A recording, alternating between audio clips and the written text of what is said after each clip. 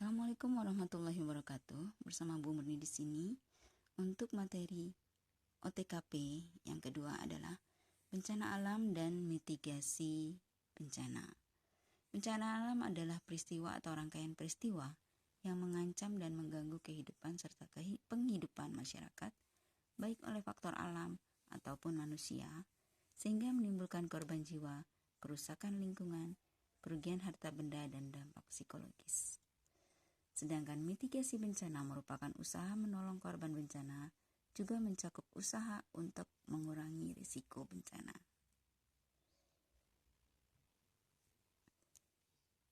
Yang pertama, mitigasi bencana gempa bumi. Gempa bumi adalah peristiwa bergetarnya bumi akibat gejala tektonik, vulkanik, maupun eksplorasi oleh manusia yang menyebabkan kerusakan permukaan bumi. Dampak gempa bumi antara lain rekahan atau patahan di permukaan bumi atau ground rupture. 2. Getaran atau guncangan permukaan tanah atau ground shaking. 3. Longsoran tanah atau mass movement. 4. Kebakaran, perubahan aliran air, perubahan air tanah, dan tsunami. Mitigasi yang dilakukan adalah untuk mengurangi dampak-dampak di atas.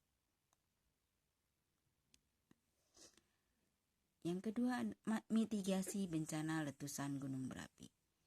Biasanya gunung berapi mengeluarkan material sebagai berikut. Yang pertama, awan panas. Yang kedua, guguran atau longsoran lahar dan lava. Yang ketiga, lontaran batu pijar. 4. Hujan abu. Dan yang kelima, aliran lava. Status atau tingkat aktivitas gunung berapi ada 4. Yang pertama, aktif, normal, dikatakan tingkat 1. Yang kedua, tingkat 2, dikatakan waspada. Yang ketiga, tingkat 3, dikatakan siaga. Dan yang keempat, tingkat 4, awas. Statusnya awas. Jadi statusnya ada 4 tadi, aktif, normal, waspada, siaga, dan awas. Berikutnya, mitigasi bencana tanah longsor. Jenis-jenis longsoran tanah ada 3, longsoran lambat atau slow flowage, longsoran cepat atau rapid flowage, dan luncuran. Bukan lagi longsoran tapi dia luncuran atau biasa disebut landslide. Nah, faktor penyebab longsoran tanah itu ada 2. Yang pasif terjadi karena tanahnya sendiri yang kurang solid, meluncur karena basah. Ya. Yang kedua, longsoran aktif. Longsoran yang terjadi karena gangguan alam dan manusia.